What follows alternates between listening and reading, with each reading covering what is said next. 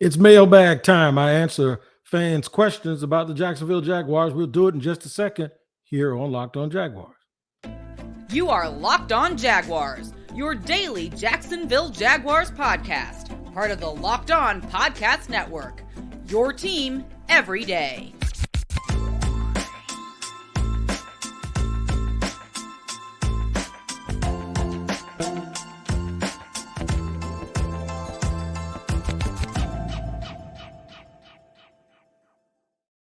Thank you for joining me, Tony Wiggins, the host of the Locked On Jaguars podcast, for another episode where it's your team every day.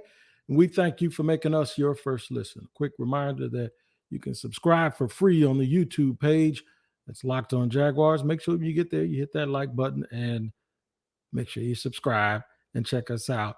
Also, wherever you get your audio podcast, make sure you tap in every day to make sure you're actually not missing an episode.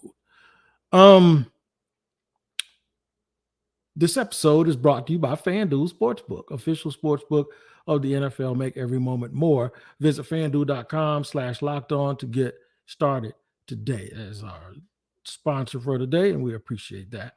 We appreciate you joining us here, making us your first listen also. Mailbag day. I had to wait a while to actually record because I asked fans on social media to give me some questions and some feedback on mailbag day. I try to answer as many as I can on YouTube, but sometimes I don't get to it. So here I am. If you notice what I try to do in the shows and in the episodes, there's a little housekeeping here. I try to, if I'm going to attack a topic, I try to give all the ins and outs of the topic to tell you what my perspective on that topic is and raise questions, right? Questions that can be very polarizing, but what they do is they really elicit the kind of responses from the fans. And I think the Jaguar fans I don't know what other fans are doing, but I know this. Over the years, you guys, all of us have seemed to have your finger on the pulse of this team. For a long time, it seemed like the team didn't have a pulse when they weren't winning, but they do. I appreciate all of the responses, by the way, even the ones that I disagree with. The ones I don't think I put up with too much are the ones that are accusatory, especially when everybody wants to turn into a program director and they don't understand that we have a standard way of doing things and we're going to continue to do that. And I am who I am, and I'm going to always be who I am, regardless of whether I'm your cup of tea or not. But I did want to directly ask people to submit some answers. So I got like 25 responses since in about 3 or 4 hours. I sort of condensed them down a little bit because some of them were a little bit redundant, or if I answered you directly in your tweet, it's because it's something like I thought it might have been a little too negative, and I don't want it. Believe it or not, I am not a negative person when it comes to this team. However, I have sort of condensed it down, and hopefully by answering some of these questions, I'll be able to give you the answer that you absolutely want that will satisfy what it is you're trying to do. Lots of questions about the draft, lots of questions about what I think they might do post-draft, which that's very difficult to answer when you don't know what they've done in the draft, right? I'm going to answer one. Someone asked me, don't tell me what I think the Jags, I'll give you the name in a second. Don't tell me what you think the Jags are going to do. Tell me what you would do if you were the Jags GM. I'll do that as well. Although I probably would have done some things different already. So there's a lot of things to get to, a lot of different areas that we're going to really, really get into and address. I'll get to a couple of these questions in the first segment, and then we'll go and we'll have housekeeping as we go along. I got to tell you about tomorrow. I'm gonna do surprise picks. Surprise picks. So it's almost like one of these questions I have. I don't want to answer it today, but I am going to answer it, but it might give away. But I'm going to do an entire show tomorrow on names that will make you scratch your head that if the Jaguars took them in the first round, it doesn't mean they'll be bad players. You'll just be wondering, man, what on earth are they doing? So, without further ado, We're going to address some of these questions. I can't get to them all. I'm actually going to save some of them. I'm going to save some of the questions for um, at a later date, obviously, because there were so many really, really good answers or really, really good questions. And some of them really made me think. That's why I was answering a lot of these questions with memes. But as you all know, the Jags were not very active in free agency, other than working on a little bit of depth. So they have some needs, and we'll address all of those too, because everybody's sitting there asking me about what the needs are. So if you ask me a question about what I think they're going to do after the draft, we'll have to wait until they draft for me to tell you what I think they'll do after the draft, because I don't know. I do think one thing has something to do with the other. Jimmy Jags asks if Balky pulls a Caldwell and drafts a guy rounds ahead of where most have him, like Quincy Williams, who do you think that would or should be? It's a great question. Really good question. By the way, Quincy Williams actually turned out to be a real good draft pick. It's just something happened with him that happens that we discussed that whenever I think I discussed it on Locked On NFL. When you change leadership and they have a different philosophy, he's one of those guys that kind of gets lost if somebody like Trent takes over and all they think about is traits, because he quite naturally doesn't have them. He's 5'10", 5'11", about 225 pounds, but he is a tackling machine that fits in very well with the Jets. So I actually think he could fit in this offense, this defense too, because Levante David is about that size or maybe a little bit bigger than he is, but he is a football player. Sometimes guys can just fit, but it's hard to make folks believe that. But to get back to the question, Jimmy Jack's Jags asked if Balky pulls a Caldwell, the meaning Dave Caldwell, the former GM, and drafts guys ahead of where most have him, who do you think that would or should be? How about Thomas Incoon from Central Michigan? 6'2", 262 pounds. You'll say that's a little short for what we understand that Trent Baalke likes, but he has long arms. His arms are 33 and a half, 34-inch arms. So that's long enough. And if you watch him play, he plays with a lot of violence. He kind of reminds me of somebody who used to play. It reminds me of Ngakoue a little bit, but he's a little bit bigger. But Thomas Incoom, if you can, spelling his last name is Incoom. If you can, go look that up. That dude can flat out get it. He can absolutely play with the best of them. I think he's going to be a real good player. When you say earlier, I'm hearing that he may go, that young man may go third, fourth round. Somebody might fall in love with him.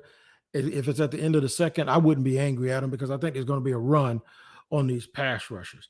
All right, so I don't want to answer this question, the next one, until I have more time. So I'm going to wait. I'm going to also have something. We're going to get to all these questions in segment 2. I'm going to also have a little bit of an assignment for you in segment 3. And what that is this. When I've been doing my mock drafts, I have been actually going through the entire league pretending I was drafting for that team. The reason why is because I think it gives me a better idea of what to expect when the Jaguars are up, right? Now, if you want, go on one of the draft sites that allow you to do that and do that.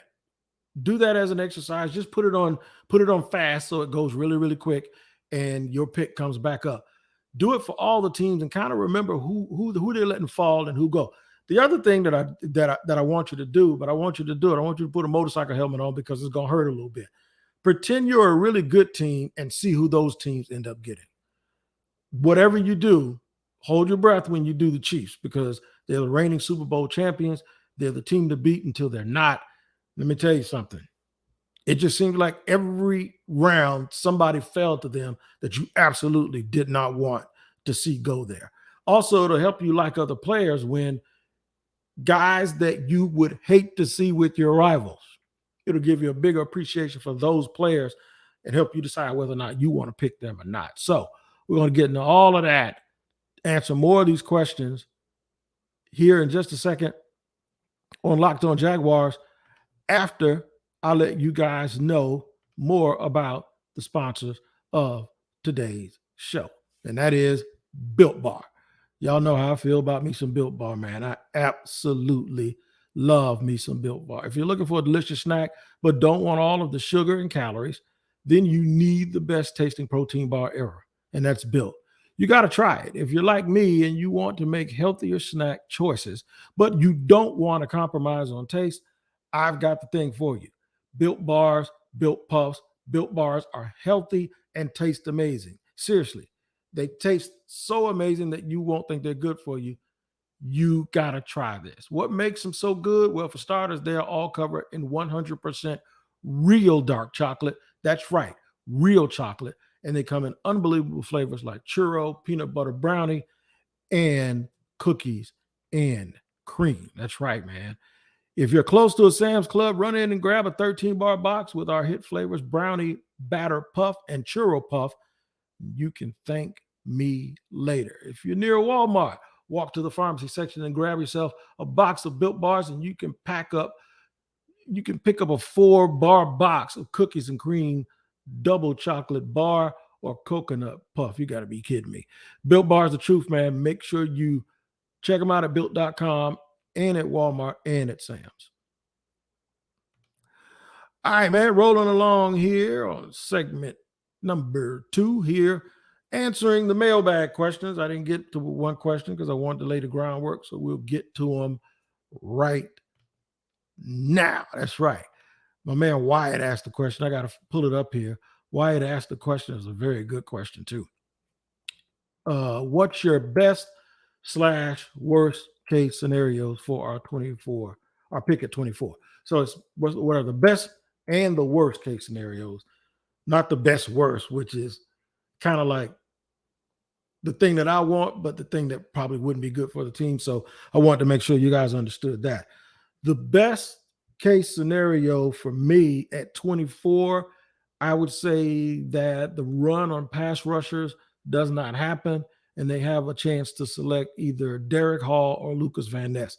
Probably more of a chance that it'll be Derek Hall than Lucas Van Ness, but it'll give them some versatility. And they're a little bit different too. Van Ness might seem like he's a little bit redundant to Trayvon because it's mostly on upside and measurables that you're going for.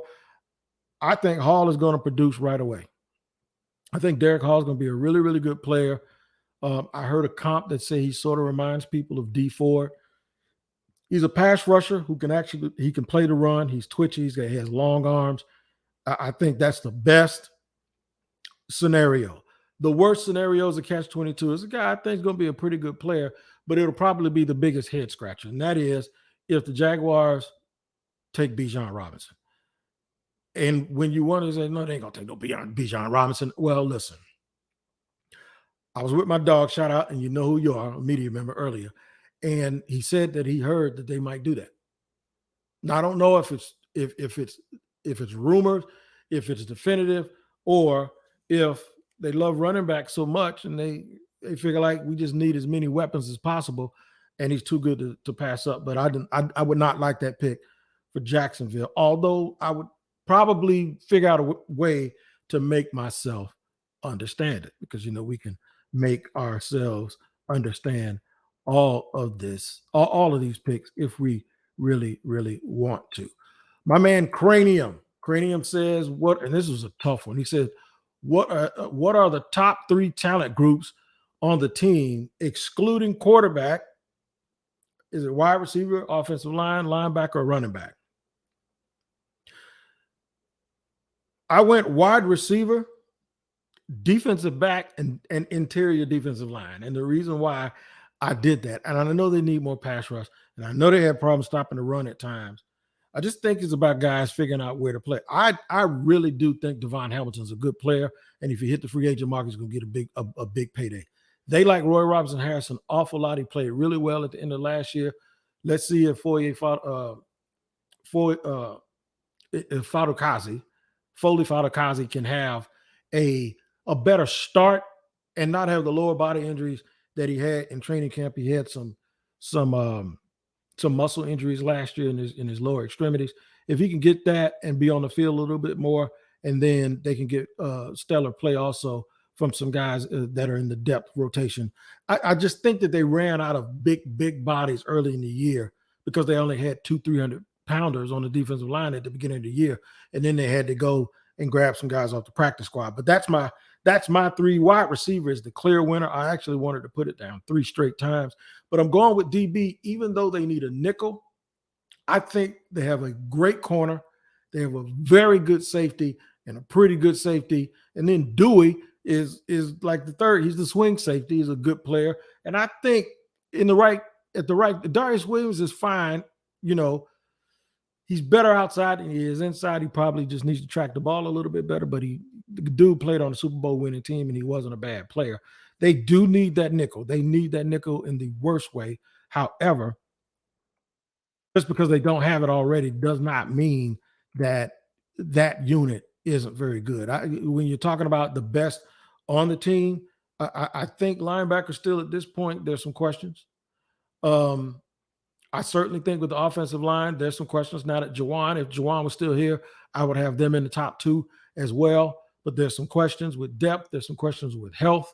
There's some questions with making guys full-time starters. There are only 2 tight ends on the team. So, and then with running back, really they're a one-trick pony right now, even though I like the young guys that they have on the team as depth. I still think that those 3 that I mentioned are the best. You're all welcome to disagree with me now. And pardon me for being a little bit hoarse today. My voice is a trip on me. Ethan Cador, my man Ethan, he's always going back and forth with me. He says, what position do you think should be prioritized for the draft? I think it would be a mistake to prioritize a position. I think you know what your needs are, and hopefully the best player available lines up with that need. So if it's up to me, the best case scenario I already gave you would be if Hall or Van Ness is available. So I'll say, based on the way that you framed the question, I'm going to go ahead and say edge rusher. I think they need to get somebody who can affect the quarterback in a big, big way. Cody Hutchinson asked me if you could place any former Jag on this team, who would it be and why? Tony Baselli. I am all about Operation Protect Trevor Lawrence. Any question that you have, look, he's the only Hall of Famer. He shouldn't be. Jimmy and Fred should be there too. But he's the only Hall of Famer on this team, in this team's history, officially. I plant his butt at left tackle, and no, I did not have to worry about Trevor Lawrence too much, right? With him being a getaway, with him having a getaway car, and with the way Doug Peterson called play. If you gave him Tony Baselli at left tackle, you wouldn't. I'd be so happy. I'd do cartwheels, and I can't do cartwheels anymore. CB, Fat Man DGR8. He says, who would be a solid late round pick who could possibly provide quality backup time to a starter? Jonathan Mingo, and I know everybody has him rising up in the draft. The mocks I've seen had him going 4th or 5th round. To me, that's late, even though that's kind of mid-round. But Mingo, because he would provide a bit of a big body and a guy that looks different. He would add a power forward to the wide receiver room, and I think that's extremely, extremely important. All right, I'm going to answer some more questions here for you in just a second, but I have to remind you that tomorrow I'm going to give my surprise selections. 5 guys that if the Jaguars pick them, I think I already gave you one in Bijan Robinson, so I'll give you that. 5 guys that if the Jaguars chose them, that it would make your head spin. And it doesn't mean that they're not going to be good players. But nothing surprises me on draft night because, well, nothing is a surprise on draft night because it's always a surprise. I have more Locked on Jaguars in just a second. All right, rolling along, man. We're going to run through some more of these mailbag questions. We appreciate you guys chopping it up with us today here on Locked on Jaguars, making us your first listen because it's your team every day, man. I love saying that. Shout out to my everydayers, man. Y'all been calling yourselves everydayers. You've been hitting me up in the mentions on YouTube, and I really, really do appreciate that. DJ Sachs says, this is a good one too. Do you share my concerns about the left guard spot? And if so, do you see them addressing that with Osiris Torrance at 24 or Darnell Wright, who could play inside and then transition to right tackle? I know they like versatility. I don't like drafting guys to move them around. So if they draft Darnell Wright, I want them to plant him at right tackle and let Walker Little work at left guard. I do share concern about the left guard spot. Ben Barch is coming back from injury, and they still do have Tyler Shatley, who, while he's not great, he's played a lot of football. But yeah, they could address that with Osiris Torrance at 24 and just totally make their line bigger, nastier, and stronger. I don't think they'll do that, but they very well might. I have had him. I have had him in my top. Going into, he's been one of my 10 guys that I thought should, they should consider, because I think he is one of the 2 or 3 best linemen in the draft. Where do you rank Trevor? LA Mo wants to know, where do you rank Trevor in the AFC quarterbacks, assuming Lamar and A-Rod are healthy? I'd rank him behind Burrow, of course. I'd rank him behind Mahomes, of course, and I'd rank him behind Josh Allen. After that, I wouldn't put anybody else above him, including Justin Herbert. And I know people might think I'm crazy, but that's just the way I feel. My man, I call him Elder Barge. Elder Barge wants to know about something of what the Jags will do after the draft. If they don't draft an edge rusher, yeah, I think they go out in free agency. So I got to get to Travis D. Holmes. Travis was one of the first guys to ask me these questions. And he said 2 weeks out from the draft, instead of what the Jaguars should do, what do you think the Jags will do come April 27th? What's T-Wig's prediction? It's very difficult to know what they'll do and to be able to put a stamp on it, because you don't know what everyone else is going to do. So if I say they're going to do this and that player is gone, then I'm wrong by default, because the player isn't even available for the Jaguars to pick up. However, here's what I do believe is going to happen. I think whoever the Jaguars pick is going to surprise everybody. I think when they make their choice, it probably won't be somebody that has been mocked to them over and over and over by a lot of people. I think they're going to shock folks. I think even if folks feel like it's a head scratcher of a pick, I think Jag fans will do what Jag fans do. And what that is they'll figure out a way to rationalize it, understand it, and try to look at the blue sky, because the Jaguar fans, everything is tied to hope and it's tied to optimism. They don't want to hear bad news. Nobody wants to hear criticism or any, especially coming off of a year where things were bright for a change. And let me get to that. I want folks to know that I totally understand that. So I totally understand when folks get angry at some of the content. I totally understand when folks think that you're doing things for clickbait, but I can assure you that's not what we're doing here. And I can assure you we're not running out of content. It's my job to look at every side of an issue and to be as objective and subjective as I can. It's not my job to be a fan. That's your job. Okay. Now, some shows are run by people who are fans of the team. I'm a fan of the team, but I'm a fan of the team because I'm a fan of the city. And I'm a fan of the fans. And I want things to go well for the fans. And I want us to stand up, Duval proud, and tell everybody where they can go stick it with all of their opinions about our city and our fans. Because I think over the years, our city and our fans have gotten a bad rap because people have made poor football decisions. Okay. So I always want to make sure that I'm watching the people that make the decisions, and I'm giving you the angle from both sides, not even both sides, because both sides, it sounds like there's only one side or the other, and there's not. This thing, the opinions are all over the place, right? But I just want you to understand that I just think every little thing counts.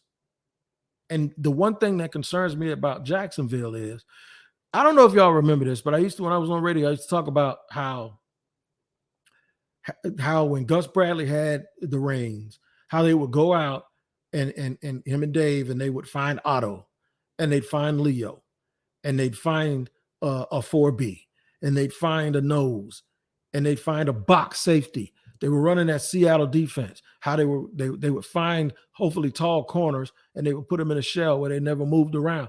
And I used to sit here and it used to drive me crazy because I think when you do that and then you go shopping specifically for those things, you miss all the magic that special players have, right? Because I think Otto and Leo and all of those people out in Seattle were created not because they fit into a box, but they were created because of who they were, and Pete Carroll built the team around them. So I don't like the fact that they put themselves in a box from the traits I can get because people have been doing that for years, right? The traits I understand the Dallas Cowboys did that back in Tom Landry's day. I think Bill Walsh did it to a certain extent. I don't mind that as much. But when it comes to the rigid nature of a guy can't he has to have this length and he has to have this at certain positions. And we're always going to just totally rely and depend on development as opposed to spotting something, knowing you can get it and going out and get it. And let me tell you why I feel that way.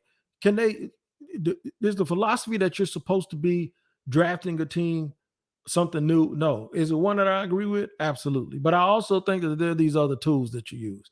So there's a big difference in spending in using up $175 million in guaranteed and signing 12 guys in free agency than this just not signing any big time free agents at all and signing guys and giving them $25,000 and $50,000 bonuses to come in here and basically compete for a roster spot with the league minimum.